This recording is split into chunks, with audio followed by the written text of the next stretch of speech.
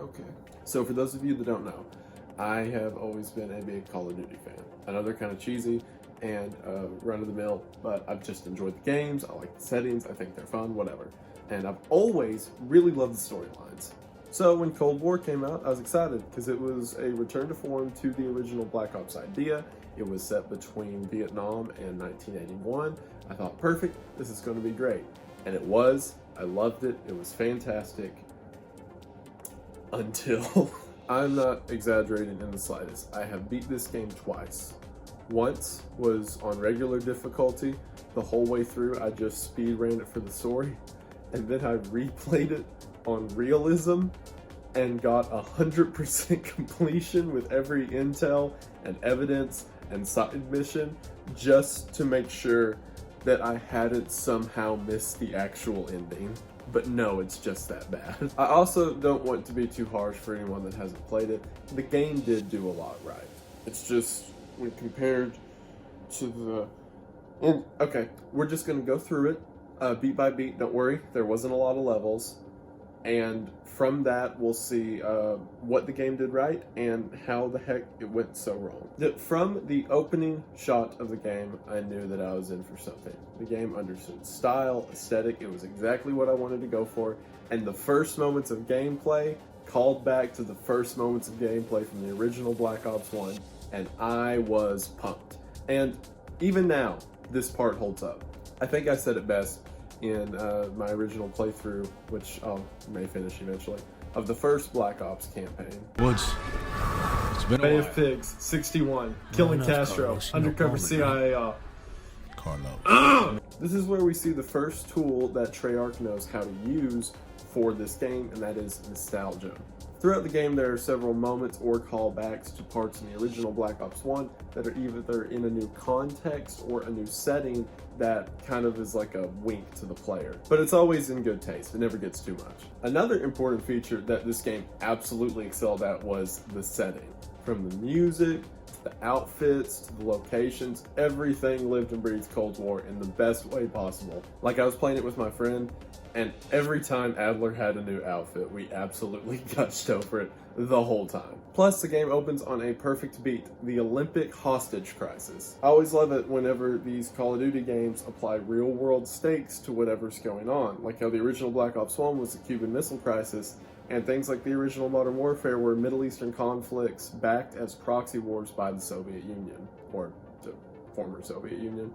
Again, right now, I just want to talk about the core of each level, not necessarily the characters and specifics within them. We'll come back to that when I talk about why it doesn't work. But for now, we're just rolling on with the setting to give you a general idea so the ending makes more sense. Because of that, I'm not really going to talk about the character you play as, for one, because it doesn't matter, but also because that's kind of my point and why this all doesn't work. But we'll get to that. I'm jumping ahead. The next level takes place in Vietnam, and boy is it awesome. Again, this is exactly what people were wanting out of a Cold War video game. You've got the music playing, you've got the outfits, you've got the guns, you have the jungle, it's everything that you could want. And not only that, but it builds up one of the first callbacks of the game that gets mentioned later, which makes the ending even more frustrating because you know there was legitimate effort that went into this story. But again, we'll get to that. The next level takes place at a location that you cannot skip over in a Cold War video game, and that is the Berlin Wall. You start out moving through the tunnels, hiding from East Berlin guards, and then you head up top, you're taking surveillance pictures of people, and then you get a full-blown stealth level. And I don't mean like the standard Gilly and the Mist Call of Duty style, where it's one concept for one section and thrown away.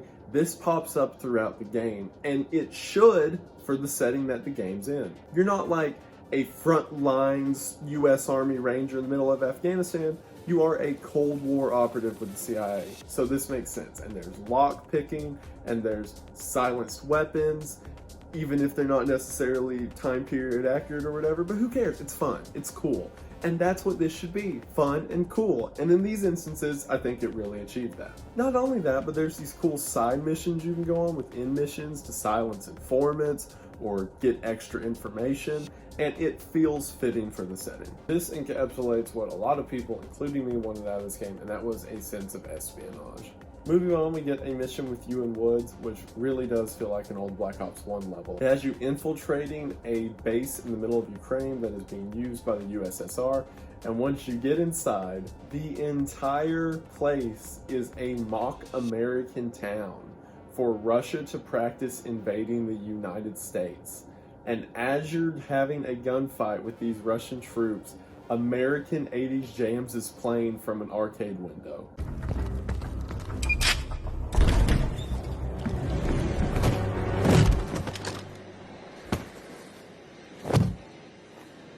Not a fucking word, Del. It's so cool. It's so good.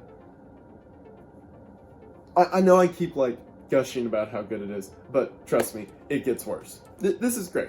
It is such a fun, action-packed way to do the Cold War with some comedy thrown in and little jokes that Wood says to the side, and it's so much what you want. It's so good, and I don't want all my negativity to take away from it. If you really love Black Ops 1 and you're going to play the multiplayer and zombies, I still recommend getting this game. I don't mean it like that at all. I'm just saying that if you are coming to this for just the story, you will not be satisfied by the ending. But again, up until this point, excellent. I love it. It should keep going. If I wasn't as invested in the story as I was, because of how good it was, I wouldn't be this emotional about how it turned out. And then speaking of what I mentioned earlier about nostalgia, we get one of the coolest fangirl moments in the entire game, and maybe the entire Call of Duty series. Well, this is at least up there. This mission has Mason and Woods going back to Yamantau, which, if you do not remember, is a Soviet base that I think the mission was called Array in Black Ops 1, where you went in as Hudson, blew up the Soviet radio station, and the one where you went through with the crossbow, and at the ending, Steiner said that he wanted to defect over to the United States. Yeah, that one. It has you going back there years later as Mason and Woods. This is also treated like a stealth mission. It's so fun. It's so good. There are references that you gotta remember to know, such as crossbow bolts stuck in people, but stuff that everyone will know. Like, as you playing as Mason, you can start remembering the numbers and hearing about Dragovic, and oh, so much potential. Anyway, it's an excellent stealth mission. It really makes me remember why I love Black Ops 1 so much, why I love these characters so much. And this is another excellent level in my opinion. But it's still not the best. We'll get to that one. The next level in the game has you playing as a undercover defector from the KGB to the CIA. I need to give a quick explanation of how this one opens. You hear that Gorbachev is there on a meeting, so you go to the conference room, and who is sitting across from you but Kravchenko from the Black Ops series and Zakhaev from the Modern Warfare series. Not only did this have you sitting next to the leader of the USSR, who directly parallels a line that Kennedy said in the first game. Comrade Belikov, we are in grave danger from the capitalists. Our collective, our very way of life is at risk. And not only does it have you sitting across from Kravchenko, which, if you'll remember, Dragovich, Kravchenko, and Steiner all must die, which for one ties everything in to the entire series, and it's just cool to see him there. But Zakhaev is across the table from you, which he is one of the four horsemen who funded Makarov that led to World War III in the Modern Warfare series. And I know this has to retcon some of it, right? Because if the events of Modern Warfare happen, then the events of the Black Ops 2 and on can't happen. But with what we saw in Modern Warfare, it's like the series is going through a soft reboot, because we saw obviously that Al-Assad and stuff like that's being treated differently. So if Black Ops and Modern Warfare are now a tie-in series with the same characters, the implications could be wild. And this opening got me more excited for Call of Duty moving forward than any trailer, any game mode, any Warzone, any of that. Sitting there in this conference room, I thought, this is going to be some good stuff, which is why I'm so mad about. Not only did this level have the coolest overarching ideas, but it probably had the coolest gameplay of the entire game as well. As my friend I was playing with pointed out, this is a heist mission. You, as this double agent, have to decide how you go about getting a key card in one of 4 different ways, each requiring you to sneak into different parts of the embassy and either poison someone or go to Kravchenko's office and then steal Nova 6, which, if you know Black Ops 1, And then you suit up undercover, and then you walk through, and you pass Kravchenko, and it's so crazy. And then you get on an elevator with Zakaev, which is also hilarious because you can horribly ruin that scenario. Да вы прибыли. Что вы делаете? Elevator conversation always gets awkward. And then after that, all-out heist mission, and it's fun. There's a cool getaway. The ending of the level mirrors No Russian with the people putting on the suits and getting out. It's great, and it had me so excited for the game moving forward. We then come to the next level, which was where I started to get worried. So the next one takes place in Cuba, and it has you going into essentially the whole plot of the game is there's a nuke about to go off, so you're going to stop this series of nukes going off. You get there with your team, you're moving through, and then you figure out that someone got there before you, ruined everything. And then you see a security camera footage of someone walking into a room and shooting people. And when I was with my friend, we were trying to figure out who it was, and then someone says, that's Perseus. Perseus is the main bad guy of the entire game. And in that moment, my friend and I realized, oh, we haven't seen the villain in person once in the entire game. That it gets worse. So then they're all of a sudden like, oh, it's such a big deal, I'm supposed to care about this person, but I don't at all because this is the first time I've seen him. We have taken out his lieutenants. It's not the first time he's been mentioned. And there's a picture of him in the evidence room, but it's a younger picture for some reason. And the people that he work under him, we've been hunting them down and fighting them, but I saw him for the first time. I was like, oh, who's that guy? Is that some dude? Then we're immediately faced with another problem. At the end of the level, rocket launcher goes off, and we're doing a skyhook extraction, and you can only save one of the 2 people with you. And I was like, oh, cool. So Battlefield 4. It was just a completely pointless choice that didn't affect anything. And I didn't know it at the time, but there were only 2 levels left, or really a level and a half. To the point that if you save Lazar instead of Park, Lazar will just read Park's notes out loud for his dialogue in the rest of the game. So, thanks Treyarch. But thankfully, we then get into the best level in the entire game. I'm not going to give this away. I originally wanted to talk about it, but if you are playing through the campaign and you're seeing this video and thinking, oh, I shouldn't, I implore you to play through the campaign up until this level, because this is probably the best Call of Duty level since No Russian. Maybe like Vorkuta, but it's up there with them. I'm not kidding. Okay, you know what? I'm going to talk about, if you're playing through the game, skip ahead. I'll put a timestamp up right now to whenever I get done talking about it, but I have to. Essentially, you are under a MK Ultra experiment to recall implanted memories from your past. So what's happening is, as this level is progressing, where you're in a rice field in Vietnam, Adler is feeding you information to follow that dictates your choices as you move, but as you start to realize and become dissonant of it, more things in reality don't make sense. At first, it's very subtle, with characters showing up where they're not supposed to be, and doors not making sense, but then it becomes a full head trip. It gets to the point where it's like PT levels of running in infinite loops and scary things happening, and it's the closest Call of Duty level I can remember to being a horror game. It is great. It feels great. I love it. Not only that, but the callback I mentioned before in the previous Vietnam level is shown through here, and it's something I didn't notice till my second playthrough, but it makes a lot of other things that happen in the story make sense. This is firmly, in my opinion, the best storytelling aspect of the whole game. In fact, this level alone is, because not only does it bring everything full circle, it's the most personally impactful to the player.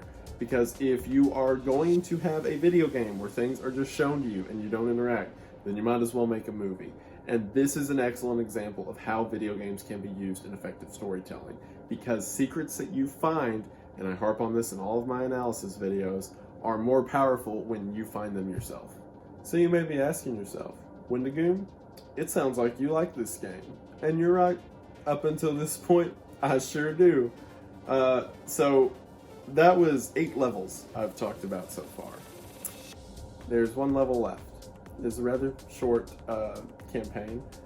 This last level, I will go ahead and tell you, on realism difficulty, with dying once, I got through in 7.5 minutes. To put in context, nearly every other level on this difficulty was about half an hour. I will go ahead and, without skipping over a thing, tell you exactly what happens in this last level. So in the one previous, we figure out where the bad guy's at, and I'm assuming you don't do the stupid rabbit trail ending where you lie to them and then you go and you do this haha cool what if scenario, because it doesn't make any sense and it's not satisfying. A lot of people refer to that as the bad ending, so you could say I'm talking about the good ending or the canonical ending. You and the crew go to this site where supposedly Percy and them are going to detonate several nukes across Europe. You drive in while firing grenade launchers, get off the truck, blow up an AA gun, go underground, fight one of the Juggernaut type characters,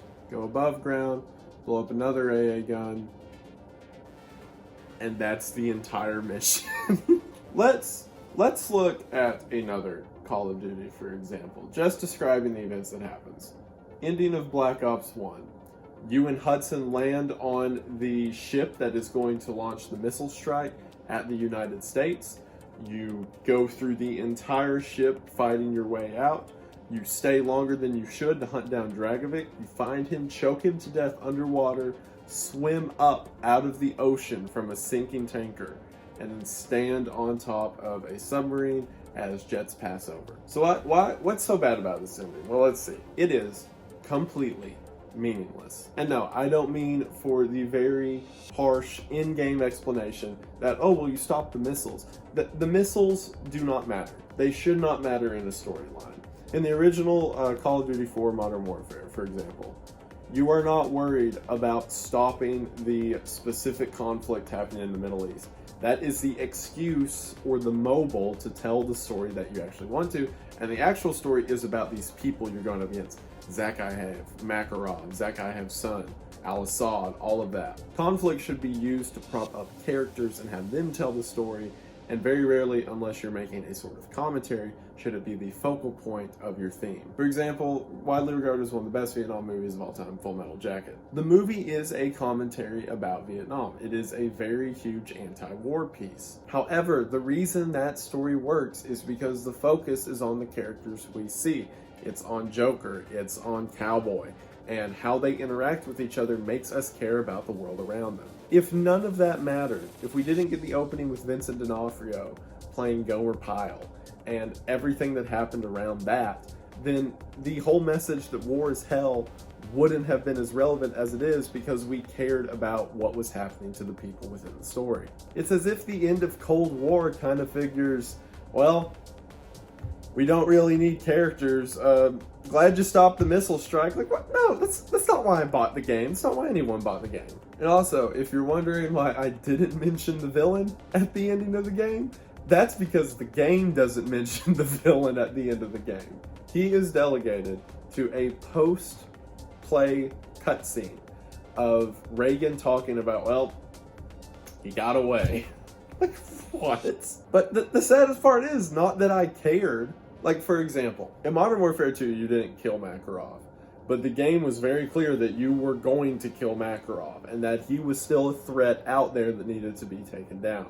Whereas in this one, I saw the guy for the first time 2 levels ago, didn't know who he was, and then the game's like, well, should have cared about him anyway, because we ain't going to talk about him. He is out. And what I was talking about with the entire dialogue thing, all the choices you made in the game, from the side missions to the intel and evidence and all of that, the only thing it affects is the ending monologue by Ronald Reagan. And I know, because I did it both ways. So the game has absolutely failed on its villain front. The villain was not imposing or understanding at all. I hope I've got this part of the video. If you played the game, you know what I mean. Perseus does not matter at all. Choices you make throughout the game only affect an end cutscene that doesn't matter at all. I didn't even get an achievement for it. So you may think, well, at least our main characters get a send-off. You know, the people we love, like Hudson and Woods and Mason, like, you know, they get a good telling. I wish. The entire ending of the game and the conflict that exists between Adler and your character and what have you is done like this. Heroes have to make sacrifices. That's why when I ask you for one more, I hope you understand. It was never personal.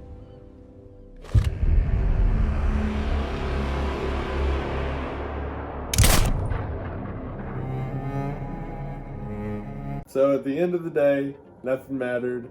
You're dead, or you're both dead. CIA bad. The end. That's all, folks. Immediately, there are several problems to have. And I think one of the biggest problems from the game is that Bell is not a character. The person that you play as, save the first mission of the game, does not matter whatsoever. This is something that bothers me to no end, and I can't take. But silent protagonists in linear games are stupid. The first Black Ops, actually every Black Ops understood this. Having a character not comment on the world around them is dumb. And having them not be voice acted and instead player choice is also dumb. The only time this works is in RPG style games, where the entire point is the world around you is what you get to interact in, instead of you being the gear turning within the world. I implore you, people who played the game, was there ever a moment where you cared about Bell or what happened to them? No. Lack of voice acting, lack of character development, and transparent choices that don't make any sense, and you already know what the outcome's going to be, and you know it doesn't matter, do not build an interesting character. It builds a cheap character. But hey, if Bell was an actual character with voice dialogue, then Call of Duty wouldn't have got to virtue signal at the beginning of the game, and we can't be having that now, can we? Second main problem. Perseus doesn't matter. Perseus is mentioned throughout the game, sure, but they're never seen, and it doesn't make sense when you think about it. Like, at the end of the game, and again, spoilers, it turns out that your character Bell was a former member of Perseus's inner circle who was left for dead and then used by the CIA and MK Ultra to become a double agent, even if you weren't aware to it. Which is a cool idea, and I think it could have worked, but just not the way they did it. What's so annoying is, why wasn't the person who knocked you, Bell, out of Perseus's inner circle Perseus themselves? What better way to tie us to the villain than have that villain be the one who left us for dead? Why was it some lieutenant who got brained on an airway in the middle of Ukraine or whatever the European country was? This has been done before too. Like, I keep talking about old Call of Duties because they did it better, but Modern Warfare 3, like, you're Yuri and you find out, oh, Makarov shot me and left me for dead. Cool, now your character has a personal vendetta against Makarov. And for a game that came off of Viktor Rezanov in Black Ops 1, you would think that they understood the value of revenge. Instead, as I mentioned before, I saw the villain for the first time 2 levels before the last. And there was zero weight, it didn't matter. It wasn't until talking about why the last level was so dumb afterwards with my friend that he goes, what happened to the bad guy? And yeah, honestly, what did happen to the bad guy? He just got away? It doesn't matter? Then why was he hyped up so much? Which, I think I know why he wasn't hyped up so much.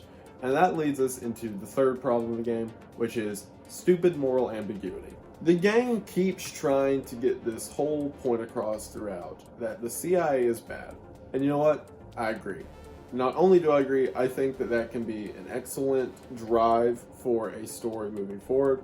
And there are several video games and movies that touch on the whole idea of maybe the government isn't as trustworthy as we like to think, especially in lieu of things like MK Ultra, Operation Northwood, stuff like that. However, the story that they decided to put that ambiguity on is a story where the alternative to the CIA is nuking the entirety of Europe. This is one of the few times where I think it's okay to trust the CIA. Like, your villain is so dastardly, like, hand-twistingly evil that anyone who opposes them is automatically the good guys. But the game keeps trying to go. Every time it's like, oh, the KGB, Perseus, he's gonna nuke Europe. And the game's like, but what if our government is a liar? And not even about the nukes, like about what if they're dishonest to your character? Like, who cares? Honestly, Adler says it best at the end of the game, where he's like, this is about millions of people, like, don't be selfish. As you may have noticed, those three things are not little end cutscene choices that would have made the whole game better. Those are three problems that exist throughout the entire story.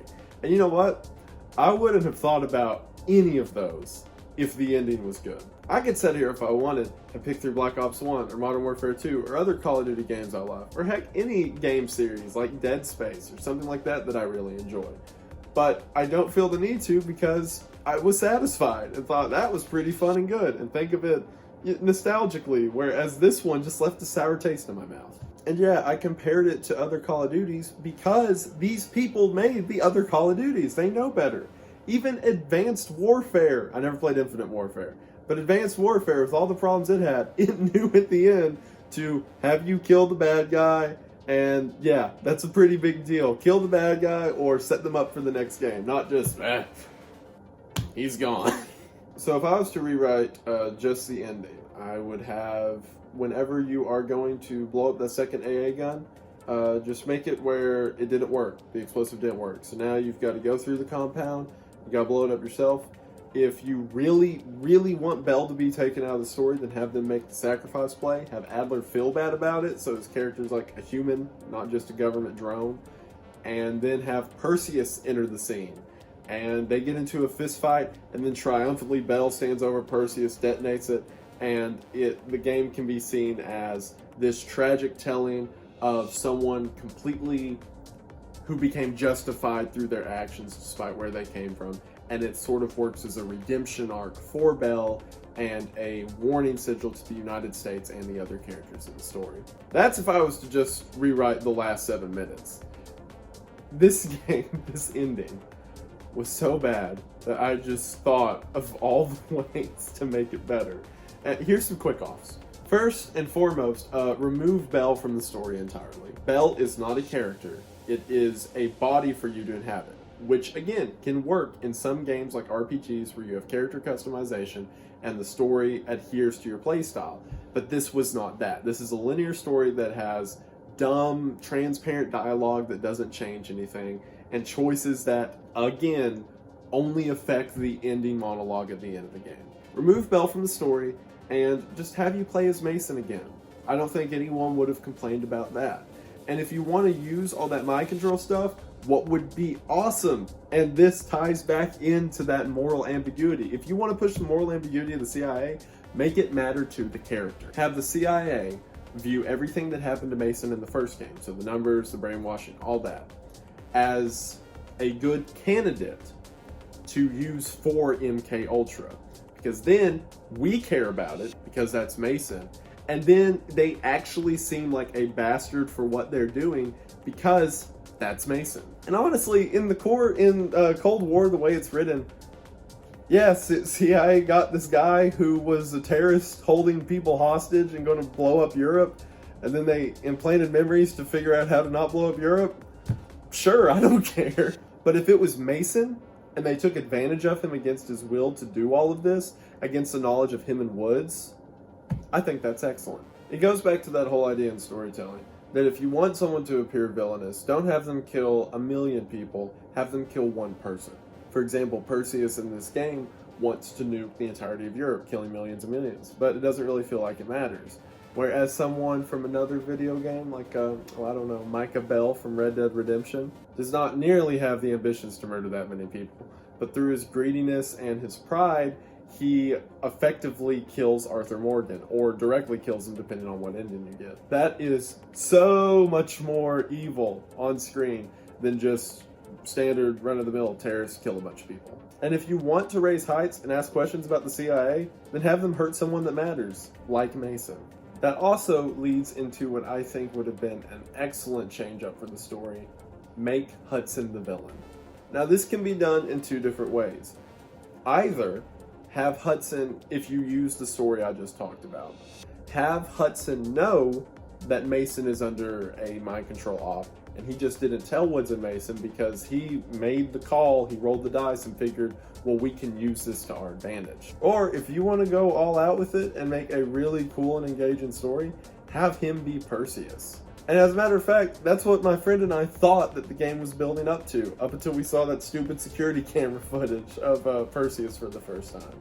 Because we never saw a picture of Perseus except one very ambiguous one when he was young, and we both figured, oh, I bet that picture's a red herring, because that's what it felt like. Have Hudson be disillusioned with the United States, or at least the Reagan administration, and given to this idea that we have to maintain a sense of crisis, or whatever have you reason. I'm okay with it, because that would not only be a diversion of expectations, but it would make sense within the story, because Hudson's always been someone to do something wrong, the ends justify the means type thing. In the first game, he was the one interrogating and torturing Mason through the entire thing to figure out where the numbers broadcast was. Would it not make sense that he would abuse Mason again for the greater good? And again, not only that, but then the villain matters. Now you've raised the stakes on both sides, because the CIA has done something wrong to us and it hurts, but now we also feel betrayed by the other side, and there's emotions on either end. Then whatever ending you get, as generic of a hunt down the bad guy or whatever it is, it matters. That would make Hudson a times 100 General Shepard. Think about that. Everyone was so betrayed by General Shepard because he was a guy you saw a couple times and his voice was over the radio, and then he killed Roach and Soap. Imagine if Hudson did the same thing. Imagine if like Hudson killed Woods. Or whatever, or if it just found out he was torturing again or whatever have you. There are so many better ways to do this villain and to do this story. And the way they did it was not it at all. Or you can even make minor changes to make it make sense. If you want to push for the ambiguity thing so hard, and I do think there are ways to do it, as my friend said, have Reagan nuke Perseus's compound. Then it's like, well, we nuked a part of Europe, stopped the rest of Europe from being nuked, but we can't tell anyone. And then the media try to deal with it. Either go all the way with the whole media CIA corruption, go all the way with the characters, which is what I think you should do, with the likes of Hudson being the villain and Mason being controlled again. Make your villain matter. Like, aside from all of this, just make Perseus a villain. Have him be the guy who shows up and shoots Bell at the beginning of the game, or better yet, throw Bell out of the story entirely. If I had to make one or two changes, I would say make Perseus matter.